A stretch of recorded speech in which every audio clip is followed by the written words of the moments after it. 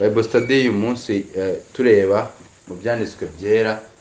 Urwandiko rw'Abefeso nirwo turi kwiga nk'uko mubizi, ntago turarurangiza ndetse turacyari mu ntangiriro zarwo mu gice cyaho cya mbere. Uyu munsi rero umwami nabishima turareba ku murongo wa 7. Umurongo wa 7 w'uru rwandiko rw'Abefeso, igice cya mbere Paulo yandika. Ngiye kongera nsome mereye ku murongo wa 3 ndageza kuri 7, ariko turaza kwibanda kuri 7 by'umwihariko. Haravuga ngo Imana y'umwami wacu Yesu Kristo ariyo na se ihimbazwe kuko yaduhereye muri Kristo imigisha yose y'umwuka yo mu ijuru, nk'uko yadutoranirije muri we isi itararemwa, kugira ngo tube abera tutariho umugayo imbere yayo, kuko yagambiriye kera kubw'urukundo rwayo ko duhinduka abana bayo tubiheshejwe na Yesu Kristo kubw'ineza y'ubushake bwayo, kugira ngo ubuntu bwayo butagira akagero bushimwe ubwo yaduhereye mu mukunzi wayo. Niwe waduhesheje gucungurwa kubw'amaraso ye, ariko kubabarirwa ibicumuro byacu nk'uko ubutunzi bw'ubuntu bwayo buri. Umurongo wa 7 maze gusoma uravuga ngo niwe waduhesheje gucungurwa kubw'amaraso ye, ariko kubabarirwa ibicumuro byacu nk'uko ubutunzi bw'ubuntu bwayo buri. Niwo murongo tugiye kuba turebaho. Niba nasubiraho inyuma gato mbibutsa icyo turi kurebaho nyirizina, ni imigisha Paulo ari gushimira Imana twaboneye muri Kristo Yesu. Imigisha Imana data yaduhereye muri Kristo Yesu, niyo tukomeze kugenda turebaho iyo ariyo. Umugisha wa mbere twabonye mu murongo wa 4 wari ugutoranywa. Umugisha wo gutoranywa niwo twahereyeho. Tubona ko ari ikintu cyabaye kera cyane mbere y'iremwa ry'isi, mbere y'ukuremwa kw'isi. Twabonye yuko Imana yadutoranirije muri Kristo icyo gihe cyose, mbere yuko Imana ivuga ngo habeho ikintu icyo ari cyo cyose mu byo tubona Imana yaremye bikabaho. Ibyo yavuze bikagenda bibaho. Mbere y'icyo gihe cyose Imana ngo hari abantu yari yaratoranirije muri Kristo isi itararemwa. Tubona ko gutoranywa ari umugisha Paulo yashimye kuvuga mbere guheraho, cyane cyane yuko ari n'umugisha iyindi yose tuzakomeza kubona ishingiyeho, kubera ko umuntu utaratoranijwe nta kindi kiri mu byavuzwe hasi gishobora kumubaho. Nta muntu. Umugisha wa 2 twabonye ni uguhinduka abana bayo, adoption, predestination na adoption. Yagambiriye kera mbere y'ibihe ko duhinduka abana bayo. Iratwadopta nk'uko umuntu afata akana k'akamayibobo ko mu muhanda akagashyira mu bana be, yajya no kubagabanya nako akagahereza umugabane, akagakunda biturutse mu rukundo yagakunze, biturutse mu mpuhwe yakagiriye. Nta kintu cyiza kakoze kugira ngo kimukururire kugashyira mu bana be, ahubwo we akabikoreshwa n'urukundo rwo mu mutima we, atari ikintu gishingiye kuri ako kamayibobo. Ibyo ngibyo tubona ko Imana yabidukoreye kera. Rero tubona ko ibi byose bishingiye muri uriya mugisha wa mbere wo gutoranywa, kubera yuko ntibishoboka yuko hashobora kuboneka umuntu wahindutse umwana w'Imana, wabaye adopted muri famiye y'Imana ataratoranijwe. Umuntu utari mu ntore z'Imana, uyu mugisha wa 2 ntumureba, ntabwo umureba. Ntabwo yigeze aba mu bana bayo, ntabwo Imana yamushyize mu bo yabyaye, ahubwo Imana tubona ko abo yatoranije ari nabo ihereza adoption, ikabadopta. Rero tugiye kureba twabonye no ku murongo wa 6 tureba uburyo Imana ngo ibyo bintu byose ngo binyura mu muyoboro umwe ari wo witwa ngo ni umukunzi wayo. Ngo ubuntu butagira akagero bwayo, ngo ubwo yaduhereye mu mukunzi wayo. Tubona ko ari nk'umuyoboro ibyo bintu byose binyuramo. Mu yandi magambo, utari mu mukunzi wayo ntabwo icyo kintu gishobora kumubaho. Cyangwa se Imana ijya kubikora yakoresheje, yabitewe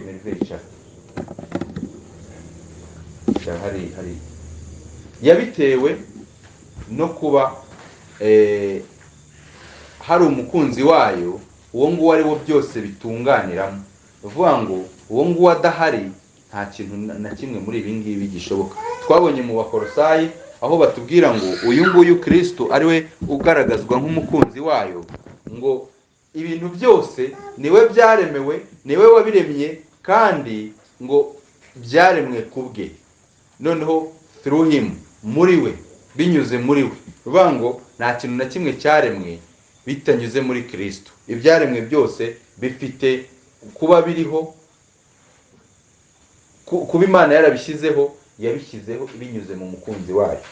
Aha rero naho no gutoranya kw'Imana kwanyuze mu mukunzi wayo, no guhindurwa abana b'Imana ibinyuza mu mukunzi wayo. Ngira ngo twagiye tubibona ngo nk'uko yadutoranije muri we sitararema, muri we, ngo kugira ngo tubabera tutariho umugayo imbere yayo, kuko yagambiriye kera kubw'urukundo rwayo ko duhinduka abana bayo tubeshejwe na Yesu Kristo. Bivuga ngo adahari ibi byose nta na kimwe kiri buze gushoboka. Rero uyu Kristo tubona yuko ari we senta w'ibiri kubaho byose.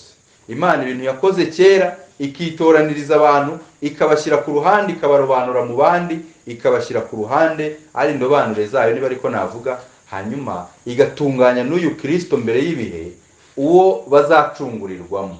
Kubera yuko twabonye yuko nta cyaha na kimwe bavandimwe kizagenda kidahanwa. Bivuga ngo abantu Imana yatoranije, imbabazi zayo zizajya kuri bo kubera yuko hari Kristo wishyuye ibyabo. Hanyuma b'Imana itazababarira bitatoranije, igitsure cyayo kizababaho, hanyuma ibyaha byabo babihanirwe. Bivuga ngo ibyaha by'umuntu mwene Adamu wese bihanirwa either muri Kristo cyangwa se ku mutwe w'uwo muntu ubwe. Intore y'Imana ibyayo birangirira muri Kristo, ariko utari intore ibyiwe birangirira ku mutwe we. Niwe zabyikorera, niwe uzabihanirwa akabizira.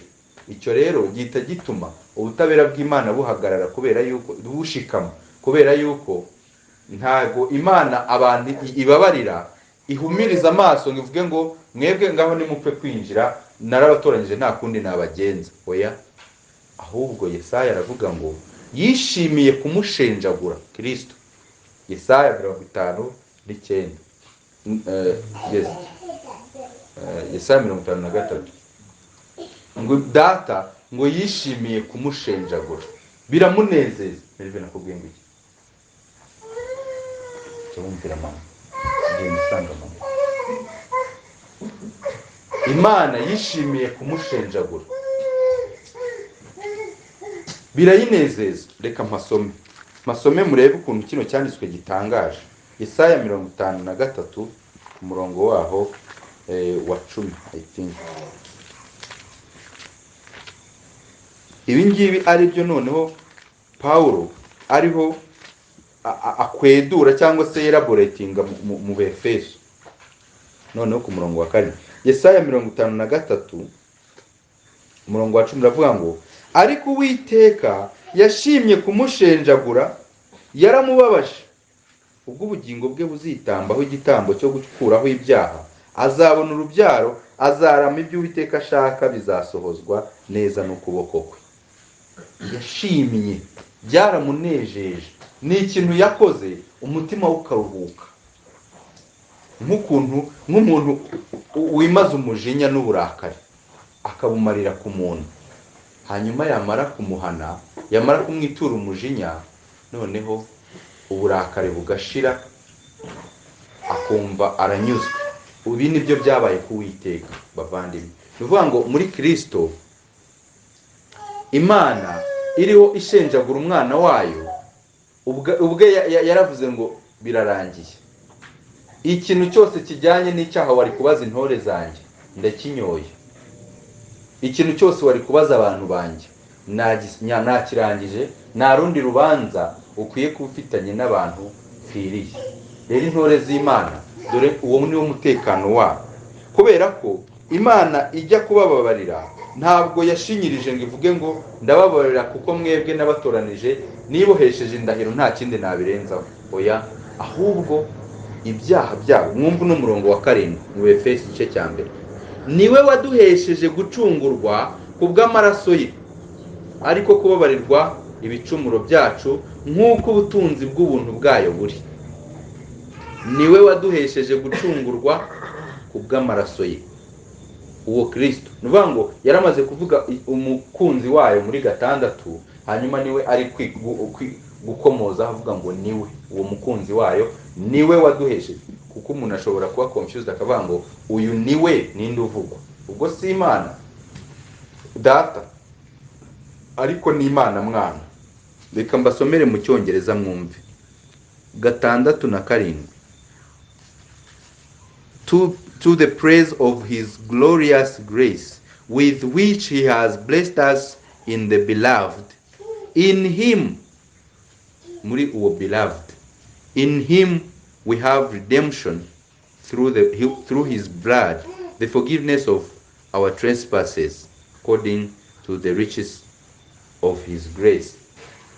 Ni ukuvuga ngo umukunzi wayo Imana inyuze muri we, uwo nguwo navuga ngo Imana yashyizeho akamera uhagarariye inyoko muntu yapfiriye, abo ngabo bavuzwe muri 4 yatoranije, akaza agahagarara mu mwanya wabo muri pozisiyo yabo, hanyuma Imana yamwitegereza ikabona nkaho ari abo bantu, kandi abo bantu bagomeye Imana ntibashyikira ubwiza bw'Imana.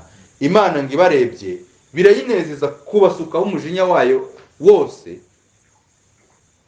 hanyuma Kristo ubakavarinze arawukonsoma wose, arawunywa wose, uramutwika, arangije Imana umujinya wayo hosha gutyo.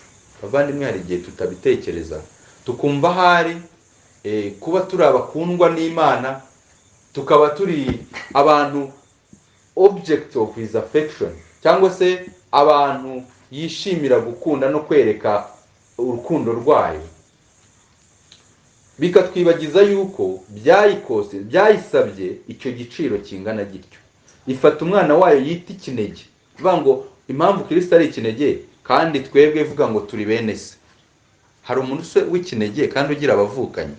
Nuvuga ngo hari uburyo Kristo arimo umwana w'Imana, twe tutari. Twebwe turi adopted, twebwe turi abantu bari bameze nk'ibirara b'inyeshyamba, Imana ituzana mu rugo, ariko umwana yabyaye ni umwe ubundi buriya. Umwana yabyaye ni Kristo, niwe mwana wayo, navuga ngo niwe Mana. Abandi bose twebwe abahumeka turi adopted, nabo Imana yadobuse bazana mu rugo kugira ngo babe bene se ba Kristo, ariko mu buryo buri adoptive.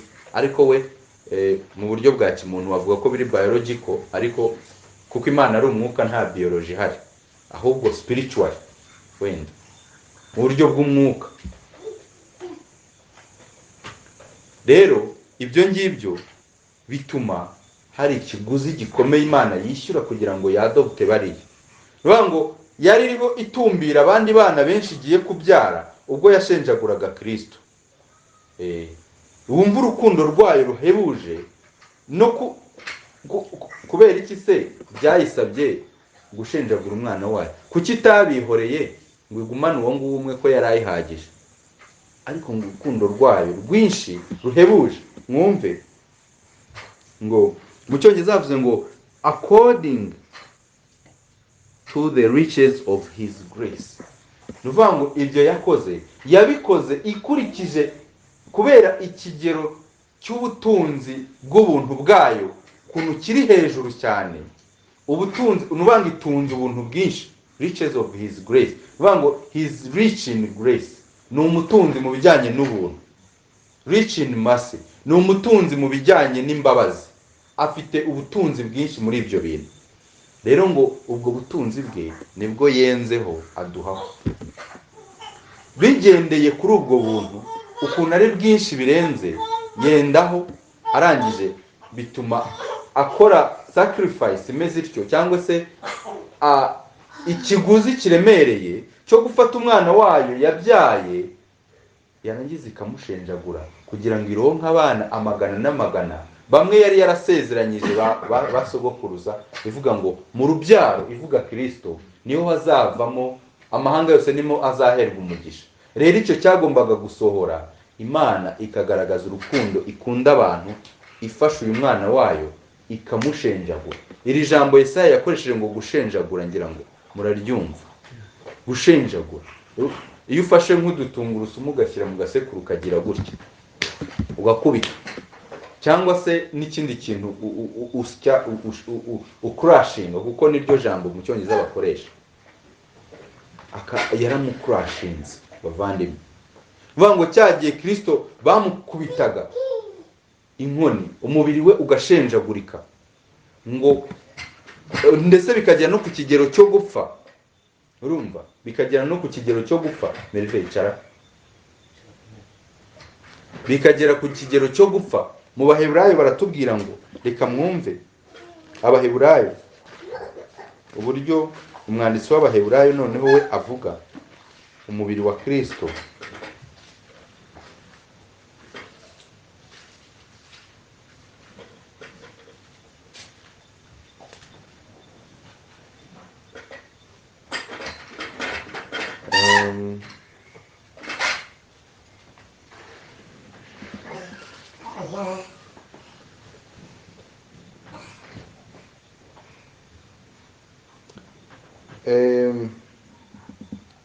Mu gice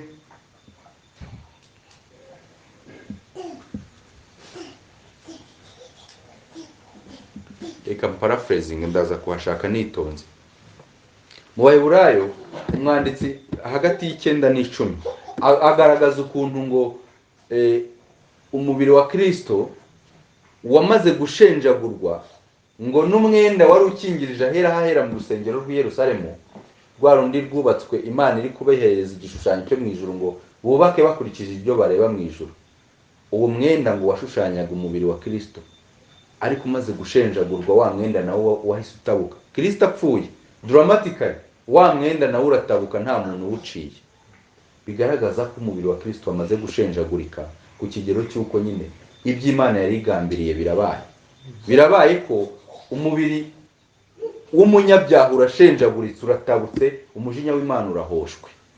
Kuko Kristo ubwo yaramanitswe ku giti cy'ibivume, bavuga ngo havumwe umanitse ku giti, yari yahindutse ikivume. Icyo gihe ntabwo yari in essence yari akiri umwana w'Imana, ntaho byari byagiye.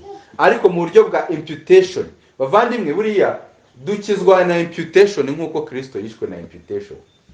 Dukizwa no kubarwaho, kwitirirwa nk'uko Kristo yishwe no kwitirirwa.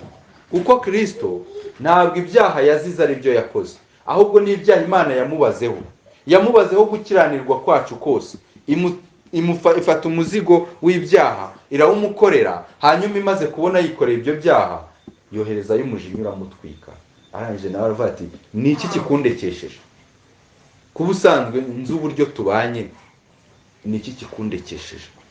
Yari yabimenye yuko ise uburyo yabandonamo umunyabyaha ari bwo buryo yabayemo abandoned. Nibwo buryo yari yabayemo abandoned. Kuko kuva mbere hose, kuva afatwa hamwe yari ari gusengera ku musozi amaze guhindurwa, ntabwo yigeze avuga ngo Imana yamuretse, kugeza bamufasha. Igihe Petero yacaga ugutwi umwe mu basirikare akagusubizaho, ntabwo yavuze ngo Mana wandetse, ahubwo we yanasobanuriye Petero yuko wirwanisha umubiri. Mbishatse nahamagara ingabo region y'ingabo, ni nka batayo zingahe, nahamagara ingabo zikaza zikandwanira, ntabwo nshaka kurwana ari we nakoresha. Nuvuga ngo ibyanditswe tugaragariza yuko ni nacyo ndi gushaka gukomunika, nuko we yitanze, bavandimwe, yitanze ku bushake. Nubwo avuga ngo undekeshejwe n'iki, ariko ntabwo ari nkaho we mu mutima we atashakaga gupfa. Ko muri 12 Yohana adusobanurira yuko ngo akabuto iyo kataguye hasi ngo kabore, ngo ntabwo kabasha kuvamo izindi mbuto. Ariko ngo akabuto k'ishaka iyo kagiye mu gitaka kakabora, hahita hahingukamo iyindi mbuto ikera nyinshi. Ariko iyo kagumye mu kigega bakagahunika, kakirinda ntigapfe, kagumaho konyine n'ubundi kandi bikarangira gapfuye. Ari kugaragaza uburyo umwana w'umuntu agomba gupfa kugira ngo haze kuvuka bene se benshi.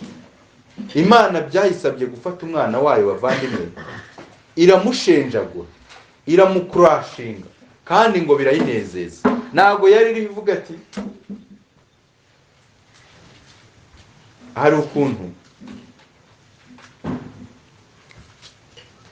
nka Aburahamu Imana imubwira ngo fata umwana wawe ujye kumumpa. Nta yandi mahitamo Aburahamu yari afite. Of course byari mu kwizera, ariko mu buryo umuntu abirebera inyuma biba bimeze nka mbuza uko ngira. Akana kamwe nkabonye nshaje, none ngo njye kugatamba. Ariko Imana Yesu uko yari imeze, kuko n'ubundi biriya Aburahamu yakoze bigaragaza iby'Imana yakoreye umunyabyaha. Imana yo ngo byarayinejeje, imushyize ku gicaniro igiye kumusogota. Yari excited, imeze nka celebration, nka kumwe abantu bajya gukora bigi bameze yishimye, inezerewe, kubera ko uburakari bwayo yari ibonye ahibusuka. Kandi tubona ko uburakari bwayo bureye, ntago ari uburakari iba igize kubw'ibyaha kubera icyaha kiri muri yo, hoya, ahubwo ni uburakari butewe no kwera kwayo, kubera ko abantu bayihemukiye.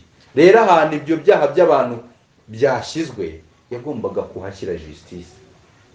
Bavandimwe, nitujya dutekereza n'agakiza kacu, tujye tubona ikiguzi byasabye data, ikiguzi byasabye Kristo, kugira ngo iyi adoption twabonye mu murongo wa 5 iboneke, ndetse kugira ngo uku gucungurwa, redemption, niwo mugisha wa 3 turi kubona hano, nayo igerweho. Kubera ko iyo bitaba ibyo, Imana ikagumana Kristo nk'umwana wayo w'ikinege, abo bene se bari adoptive ntabwo bari kuboneka.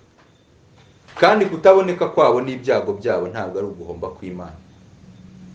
Ntabwo Imana kubadopta byatumye, hari ukuntu kera usanga Bibiliya igenda ivuga ukuntu gukomera k'umugabo byabaga ari amaboko afite, ndetse n'umwami.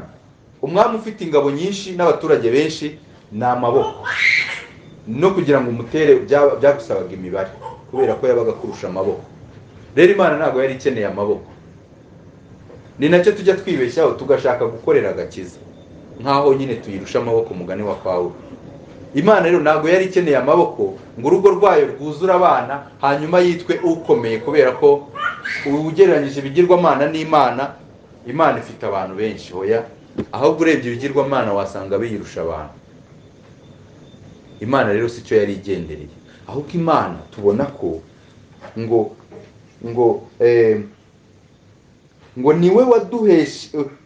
niwe waduhesheje gucungurwa kubw'amaraso ye.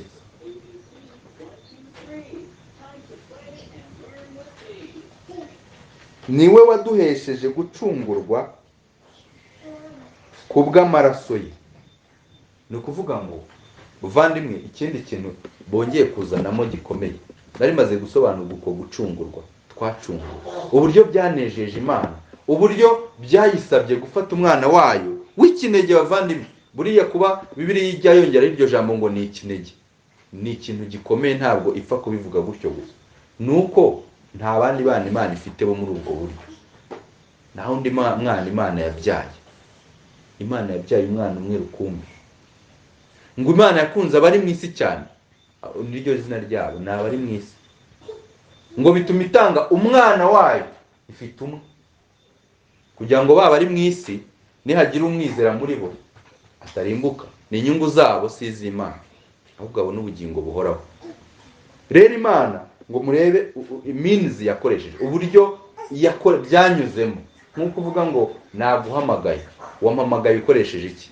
Wenda telefone, call isanzwe. Aha naho hari uburyo, means, uburyo ikintu ushaka gukora ugikoramo. Imana yabikoze iterera, ngo niwe waduhesheje gucungurwa kubw'amaraso ye. amaraso ya Kristo bavandimwe nicyo turaguma tubona twari turi muri kuko Kristo ari we center w'ibi bintu byabaye. None tuguma tureba no muri no center mo imbere ikintu binyuramo uburyo bigenda. Ntabwo iyo avuga amaraso ye ndagira ngo twitondere hano hantu. Ntabwo ari nko kuvuga ngo Kristo yashoboraga kuza mu isi agakeba nk'agatsi ku kaboko cyangwa agatoki amaraso akajojoba batoke ubwo mennye amaraso baracunguwe nisubiriye mu ijuru. Ntabwo ari icyo. Ntabwo ari icyo ngicyo avuga. Mwumve umwanditsi w'Abaheburayo kandi nanone mu gice cyaho cya 9 umurongo wa 22 9:22 umva uko havuga ngo kuko ukurikije amategeko ibintu hafi ya byose byezwa n'amaraso kandi amaraso atavuye ntihabaho kubabarirwa ibyaha. Amaraso atavuye Abaheburayo 9:22 ukurikije amategeko pana uko byumva ngo ese kwiyeza uvuga nukuhe muvandimwe ngo iyo ngiye kuryama ngo mfata iminota 5 nkabanza nkavuga ibyaha byanjye nakoze nkabona gusinzira ngo ubwo mba niyejeje. Abantu bakajya kurepeta mbere yo kugira ngo yinjire mu bandi asanze bari muri korari akabanza akajya ku ruhande akongorera utuntu mu nguni ngo ubwo ari yejeje agahita ajya mu bandi. Cyangwa hakaba hicaye umuntu we utanduye bajya kubibwira kuko we ibijyanye no kwiyeza yarabikemuye hanyuma abakeneye kwiyeza niwe bajya kubwira. Ntabwo ibyo ngibyo ari ukwiyeza, ahubwo Imana tubona ko ngo ukurikiza amategeko apana ukuntu umuntu abyumva. Amategeko ubundi avuga iki? Agena iki? Umuntu yezwa ate? Itegeko ry'Imana rigena ko ibintu byose ngo byezwa n'amaraso, kandi amaraso atamenetse nta kubabarirwa ibyaha kubaho. Without the shedding of blood there is no forgiveness of sin. Rero bavandimwe yaramaze kuvuga hano mu gice cya 9 ihema ry'ibonaniro n'ibikoresho birikorerwamo byose, uburyo ngo umutambyi yazaga ngo akakoza akantu mu maraso akaminjagiraho hose mu bikoresho byose, yaba ku gicaniro, ku mahembe y'igicaniro, ku isanduku y'isezerano, ku biki byose akabanza akabyeza akoresheje amaraso, apana amazi, apana amagambo, apana amasengesho, apana ibiterane, ahubwo agakoresha amaraso, kubera ko amategeko agena yuko umuntu wese uzababarirwa ibyaha cyangwa ikintu cyose kizezwa kwera Imana ishaka mu maso yayo ni umuntu wabonetseho kumena amaraso, kandi ngo amaraso atavuye. Niyo mpamvu uvuga nti ntabwo byari gushoboka ko Kristo aza ngo yikate ku rutoki hanyuma avuge ngo navishije amaraso ngaho mwacungu. Mwumve Abaroma 6:23 haravuga ngo kuko ibihembo by'ibyaha ari urupfu. Ibihembo by'ibyaha ni urupfu bavandimwe. Aya maraso ameneka bavuga ntabwo ari ukuba bagukasa ugutwi nka bera Petero yakoze, ahubwo ni amaraso yo kuba umuntu yapfuye. Amaraso ni sembore igaragaza ugupfa kw'icyo kintu cya nyiri ukuyamena. Niyo mpamvu aya maraso yaminjagirwaga ku bikoresho byo ku gicaniro, ku gikarabiro, akamena ku bikoresho yaba ibyuma niba yari abifite, ku makanzu ye yambaraga ari gutamba. Ayo maraso uratekereza barayakoraga mu ruganda? Aya yabaga ari amaraso yaturutse mu nyamaswa, kandi iyo nyamaswa ntabwo bayivomaga ngo bayikubite serenge bayitwara amaraso, ahubwo barayicaga. Ndetse twabonye turi kwiga ubutumwa bwiza mu itangiriro uburyo Imana imaze kubona ubwambure bw'aba bantu yaremye batewe ipfunwe n'icyaha bakoze, bari guhunga ubwiza bwayo, ngo bambaye ibicocero biremeye bitabasha kubapfuka, bavuga ngo turacyambaye ubusa nubwo twiremeye ibicocero, baguma kwihisha. Imana ngo ibazanira uruhu rw'inyamaswa irabambika. Inyamaswa itatubwiye iyo ariyo, ariko tubona ko ari uruhu rw'inyamaswa. Ntabwo nzi uburyo wafata inyamaswa ukayikuraho uruhu ukayireka ikaguma ikagenda. byanze bikunze hariho gupfa. Nuvuga ngo hariho igitambo cyari cyamaze gukorwa kugira ngo Imana ipfuke ubwambure n'isoni z'aba bantu. Uko niko bigenda uhereye muri Edeni bavandimwe. Nta kubabarirwa kw'ibyaha hatabayeho kumeneka kw'amaraso. Aya maraso rero yagombaga kumeneka, yagombaga kugaragara kugira ngo no gucungurwa kwa muntu kuboneke. Ntabwo ari ugucungurwa kwa kera gusa babagaga intama w'Imana nawe agomba gucishwa. Niyo mpamvu iriya jambo barikoresha mu cyongereza ngo the lamb who was slain. Ubundi to slay ni ukubaga, ni ukwica, ariko noneho with the cutting of the neck, cyangwa se uciye ikintu ijosi, kugira nibwo buryo babagagamo kugira babone ayo maraso. Rero uyu ntama w'Imana, Imana irimo iratugaragariza yuko aya maraso kugira ngo aboneke ni itegeko ry'Imana. Ntabwo Imana iri bufunga amaso ngo ivuge ngo mw'abantu mwe narabakunze kandi nabirahiye kuva kera isi itararemwa, nta kindi nabikoraho nibohesheje indahiro. Oya, itegeko rigomba gukurikizwa. Niyo mpamvu umuntu uzajya mu ijuru azavuga ati wanciye iki?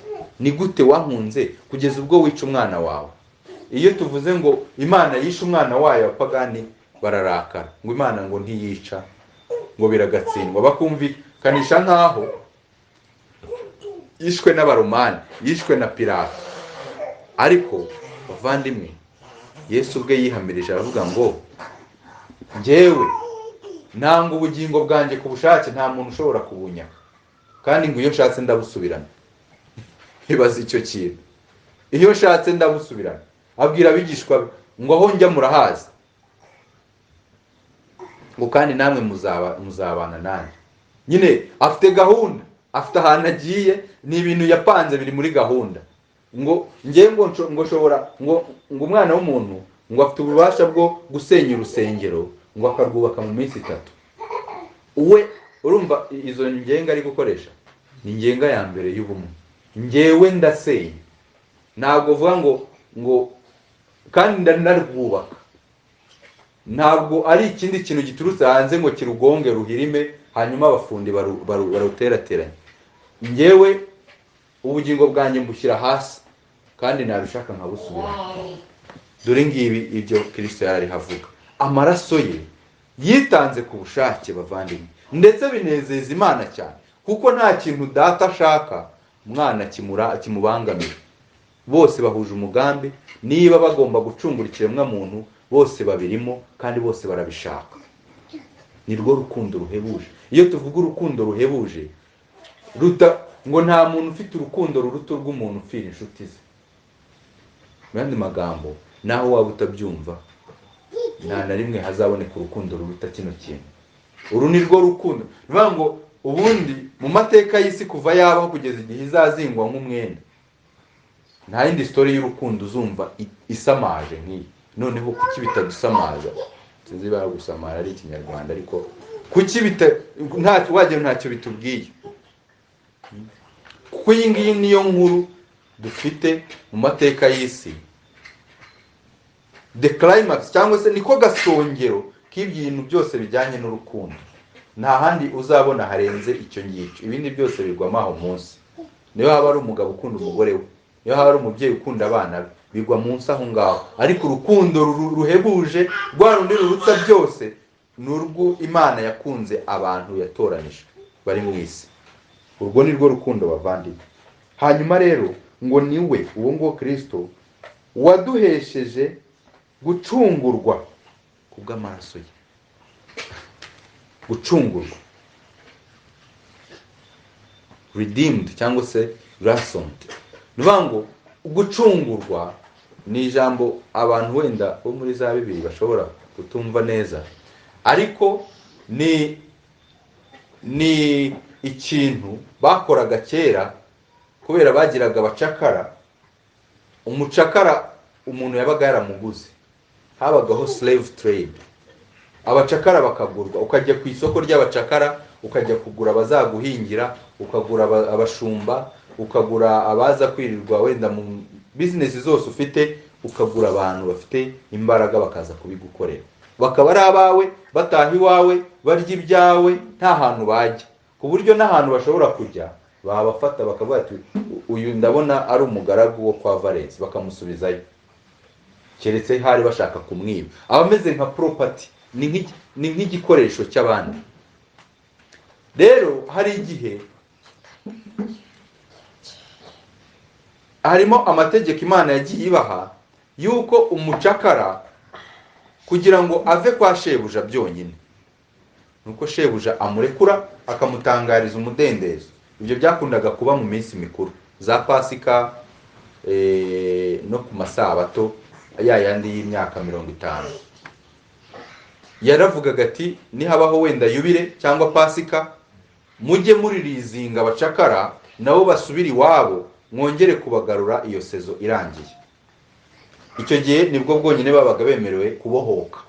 Ikindi gihe ni igihe abacakara banjye ndabafite, hanyuma wenda Keva kaza akambwira ati bite n'uwo yakunze, cyangwa se avuga ati uyu muntu mbona ashaje, si byiza gukomeza kumukoresha, reka mugure nanga ikiguzi, mbaze nyine bosi we, master we, mubaze igiciro yanca, nyimwishyurire, hanyuma mubohora ataha asanga umuryango. Nibwo buryo bundi umucakara yashoboraga kuba uw'umudendezo. Niyo mpamvu Paulo hariya mu Bagalatiya aba avuga ngo muri Kristo nta mugabo, nta mugore, nta mbata, nta w'umudendezo. Binagaragaza ko uramutse uri muri Kristo uri umucakara, don't worry, n'ubundi uba ubohowe imbere ya Kristo, ko aba yarakubohoye warabaye uwe. Rero nubwo buryo babohorwagamo, ukaba wamugura ugatanga icyo giciro, hanyuma agasohoka mu bucakara bwa kanaka agasanga famiye cyangwa akajya nawe gukora ibimufitiye akamaro. Ariko ubundi bitabaye ibyo, umucakara yaragukoreraga kugeza arundutse, cyangwa se ukagira impuhwe murekura, kuko babaga ari abantu nyine bihaye master wabo. Niyo mpamvu Bibiliya ikunda gukoresha icyo gishushanyo igaragaza ko twihaye Kristo.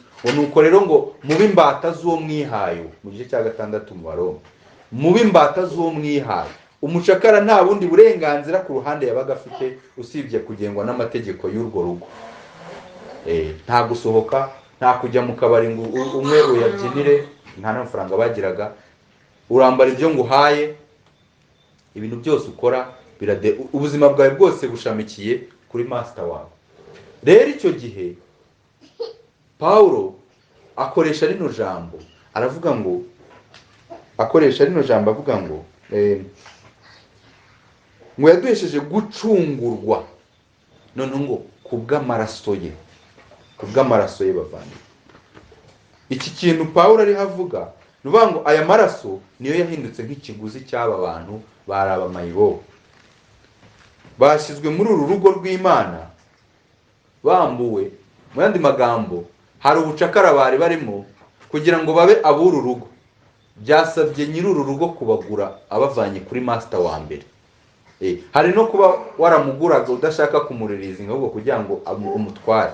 Ufite bake ukabona uriya awo kwa kana kakora neza, ukaza ugatanga ikiguzi, ukamwungura. Yari business, ukamwungura, ukamupandaho amafaranga make, akamuguha akajya kugukorera.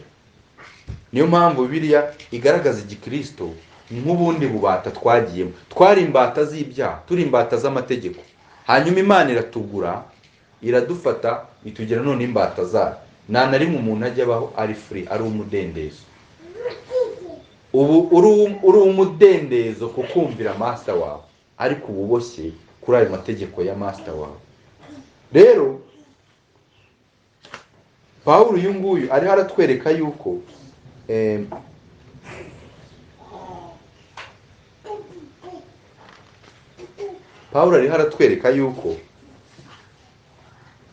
hari ikiguzi Imana yishyuye kugira ngo aba bantu bakurwe muri buriya bubata bw'amategeko, bashyirwe noneho mu bwami bw'Imana. Mwumve ukuntu abwira Abakorinto.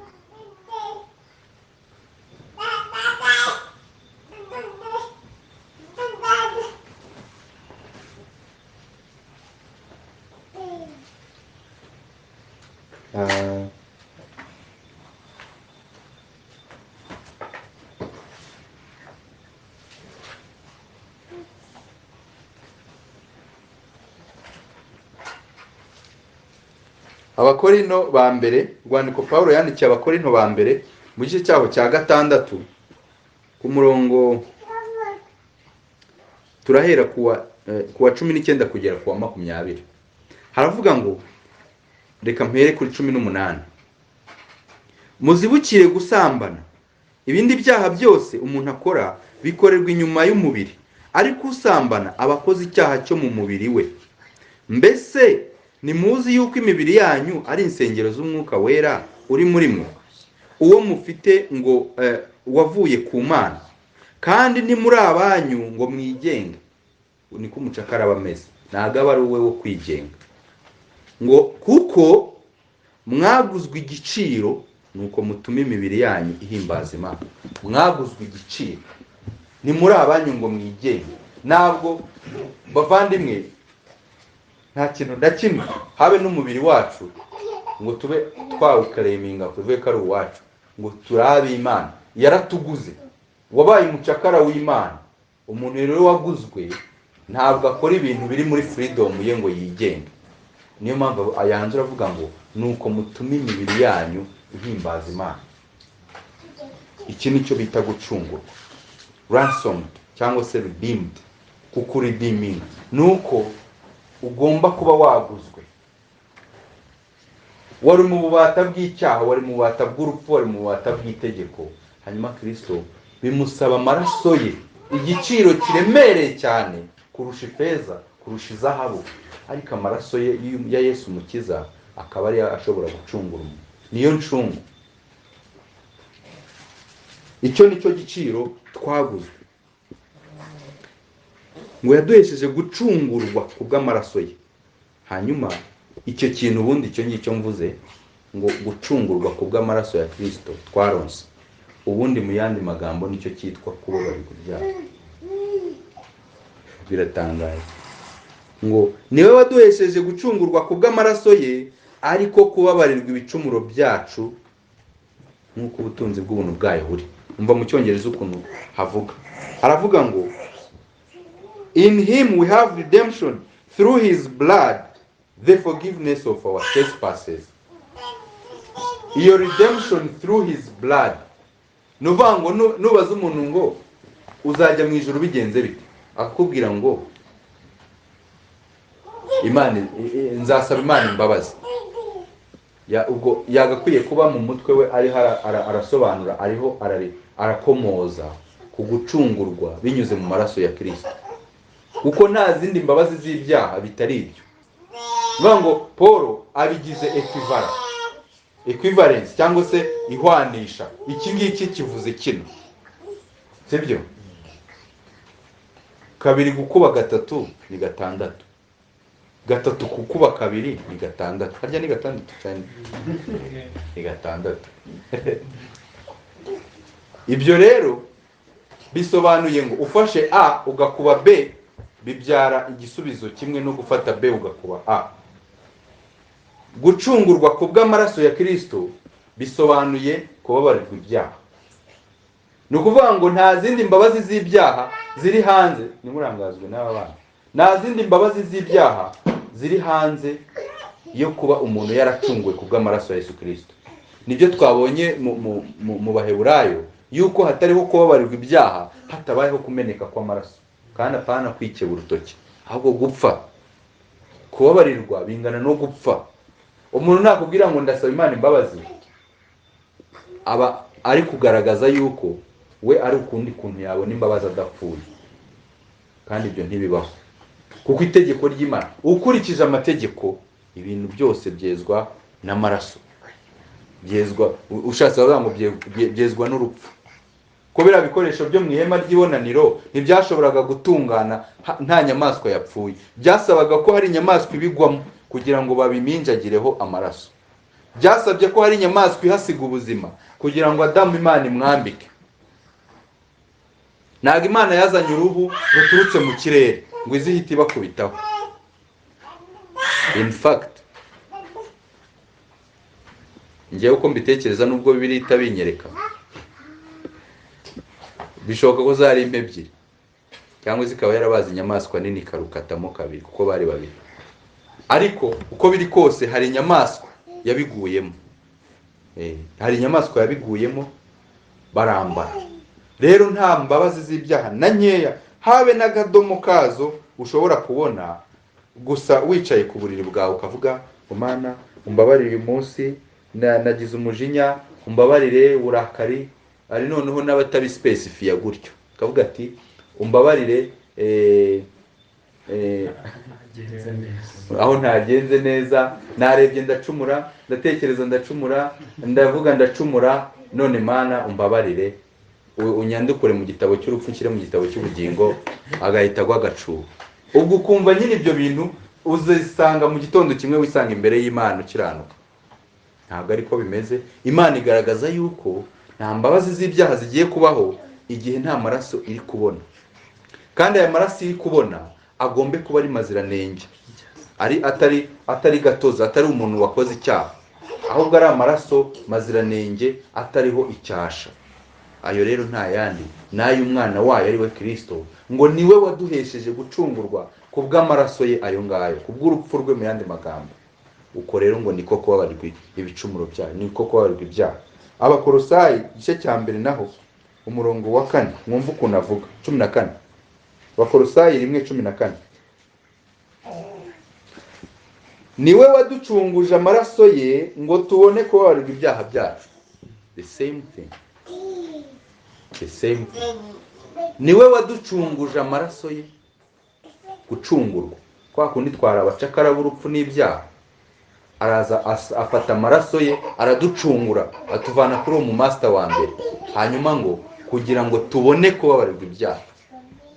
Bya byaha urupfu rwadushinjaga, bya byaha itegeko ryari ritwanditse ku gahanga rivuga waribye, warasambanye, warabeshye, warararikiye, byose abihanaguraho. Hepfo nibyo avuga ngo urwandiko rwaturegaga arudukuzaho kurubamba ku musaraba. Bivuga ngo ikintu cyari kibambye ku musaraba ni bya byaha byacu. Kristo ari ku musaraba yari yarwambaye, rwari rubambye ubwarwo, nirwo rwari ku musaraba. Avuga ngo kwiba kwawe, kwifuza kwawe, gukunda isi kwawe, kutabonera kwawe, dore ndabimanitse.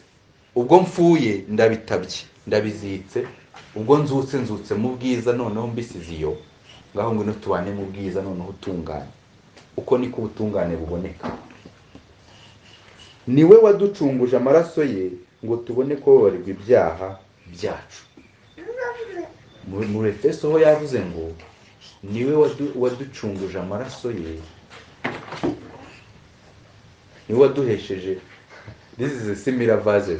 Ngo niwe waduhesheje gucungurwa ku bw'amaraso ye. Niwe waduhesheje gucungurwa ku bw'amaraso ye. Bivuga ngo twaracunguwe ariko tubikesha amaraso ye yamenetse. Buriya Kristo yaza mu isi akabaho neza nta cyaha akora, yarangiza ku myaka ye 30 n'ingahe akisubirira mu ijuru adapfuye, ntabwo twari gukizwa. Hatamenetse amaraso bavandimwe, nta mbabazi z'ibyaha ziba zihari, ntazo. Cyangwa se akaza akabaho ubuzima ajagaraye nkatwe, akora ibyaha, yarangiza agapfa, ntabwo twari gukizwa. No kuzuka kwe ntibyari kubaho, kuko urupfu rwari kuba rumubonyeho urubori rwarwo ruramuherana, ntabwo rumurekura. N'umutambyi yinjiraga hera hahera afite ibyaha atabanje kubyiyezaho, ntabwo yasohokaga. Kristo rero gusohoka kwe bigaragaza insinzi, kuko yinjiye nta cyaha afite. Ibyo yazize burya byari by'abandi bantu batariwe.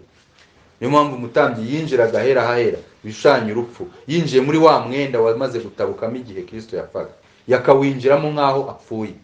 Ariko on behalf y'abantu yarajyaniye ibyaha, akabibajyanira, akabasabira, yarangiza agasohoka, ko nawe yabaga yabanje kwisabira mbere yabo. Ibi rero bavandimwe nibwo butumwa, niwo mutima w'ubutumwa bwiza. Rubanga ubutumwa bwiza bushingiye ku gupfa no kuzuka k'umwana w'Imana w'umuziranenge wavutse mu buryo bw'igitangaza atari mwene Adamu, hanyuma akabaho ubuzima butunganye, agapfa ataziribye, akazuka kubera yuko nta cyaha agira.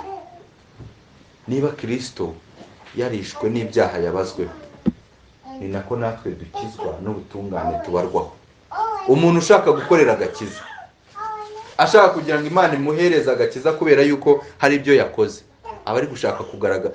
Ubundi Imana impamvu itanabyemera biriya bintu ni uko biba bisa nkaho uri gushinja umwana wayo. Mu bundi buryo ni ugushinja umwana wayo, kubera yuko uvuze ngo niba agakiza gakorerwa atari ubuntu, ubwo na Kristo ibyo yapfiriye ni ibye, yarabikoze, which is a terrible theology. Ni theology yipfuye amaso, iyo ngiyo ubwayo ni icyaha. Niyo mpamvu Yesaya avuga ngo ibintu byose abantu bakiranuka bameze batyo, ngo imbere yayo biba bimeze nk'ubushwambagara, ntibishobora gukiza ubyiringira. Ntabwo ni nko kuvuga ngo ugiye gufata indodo z'igitagangurirwa aho cyaboshye kuva ku mabati, hanyuma uzurireho ujye gusakara, ntacyo wageraho. Izo ndodo ubwazo ugikozaho urutoki zihita zirangira.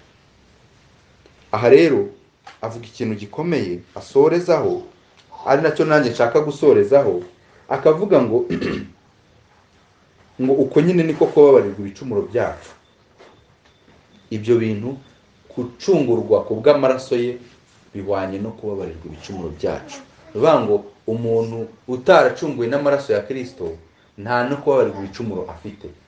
Tujye turima ngo naho wari ukicuza ukanashavura ngo ntibyari ibicumuro byawe.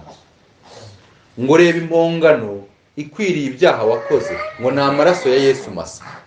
Imbabazi z'ibyaha bavandimwe zituruka ku musaraba wa Kristo yadupfiriyeho. Noneho rero ibyo bintu byose nk'uko nari nabanje kubikomozaho ntangira,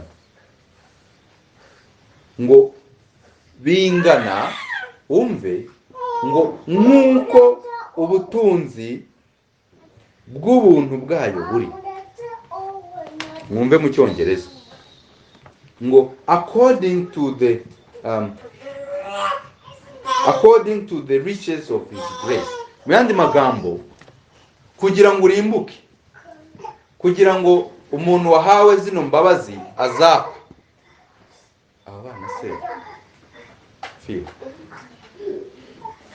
kugira ngo izi mbabazi umuntu wacunguwe tubonye yuko niwe waduhesheje gucungurwa, kugira ngo ibyo bintu bibe ineffective cyangwa se hagira uza kubivuyanga, bisaba yuko Imana iba ubutunzi bwayo bwabaye, ububiko bw'ubutunzi bwayo bwabaye vide, nta kintu gisigayemo.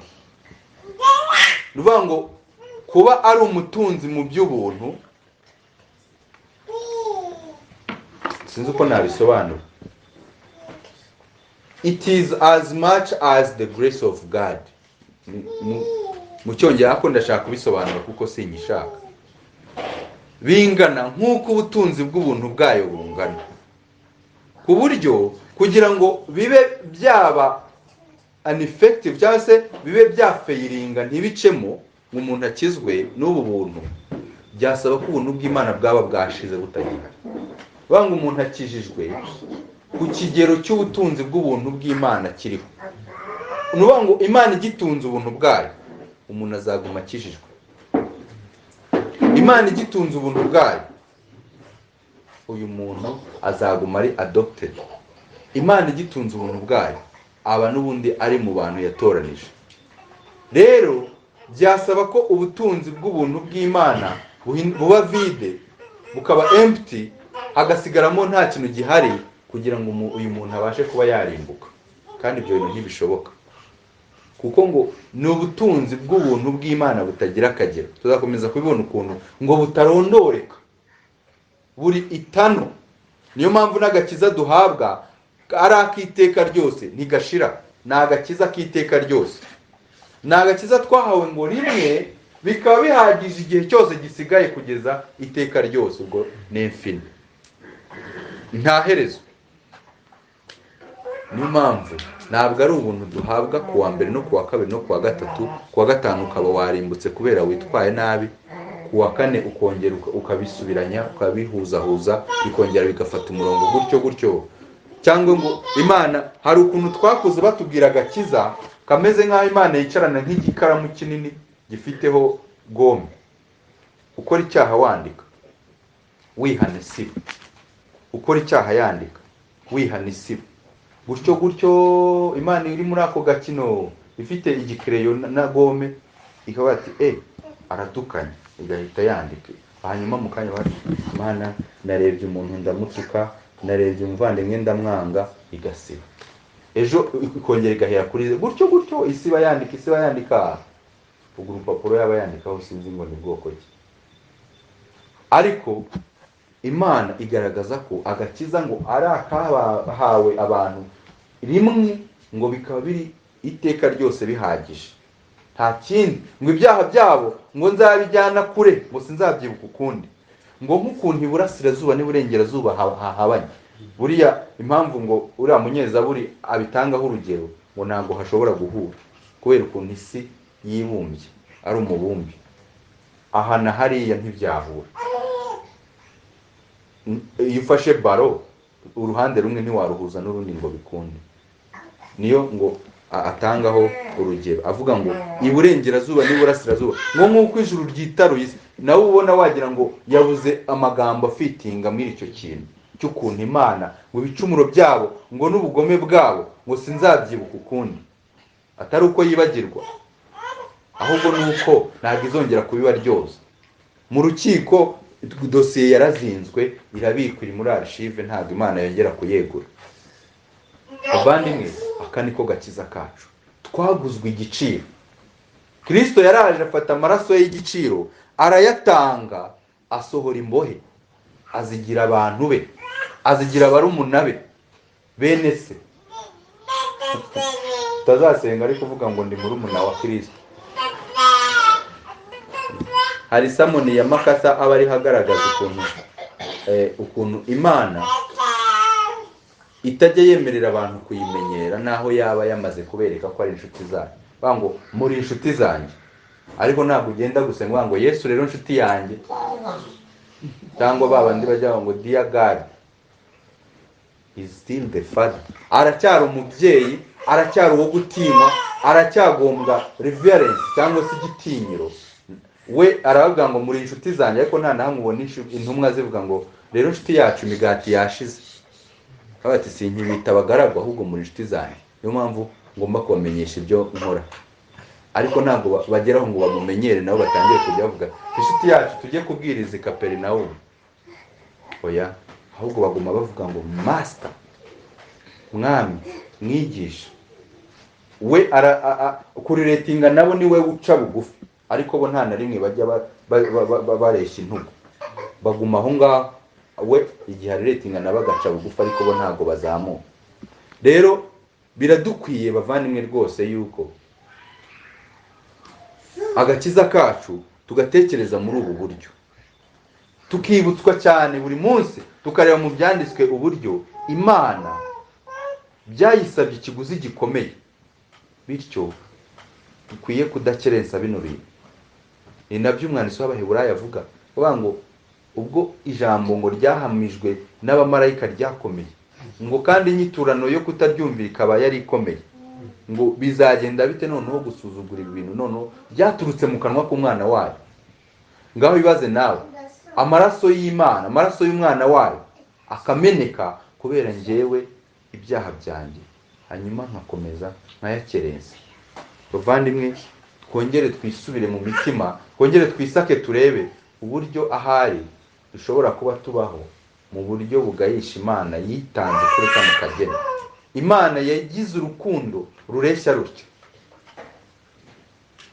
ikitanga bingana bityo kugira ngo ize kuricinga ku mwana w'umuntu. Niyo mpamvu uvuga ngo simwe mwantoranije ahubwo ninjye nabatoranije, simwe mwankunze ahubwo ninjye nabakunze, simwe mwafashe iya mbere, nawe wavuye hasi ngo ajye mu ijuru, ahubwo umwana w'Imana niwe wavuye mu ijuru aramanuka. Ibyo byose bigaragaza urukundo rutagira akagero ruhebuje Imana Data wa twese yadukunze, bigatuma ifata umwana wayo w'ikinege ikamushyira ku musaraba, agapfa, agahambwa, ndetse akazuka, hanyuma akatubera umukiro. Ubwo nibwo butumwa bwiza bavandimwe. Nicyo Pawulo ari kubwira abantu muri uyu murongo wa 7 w'Abefeso igice cya mbere.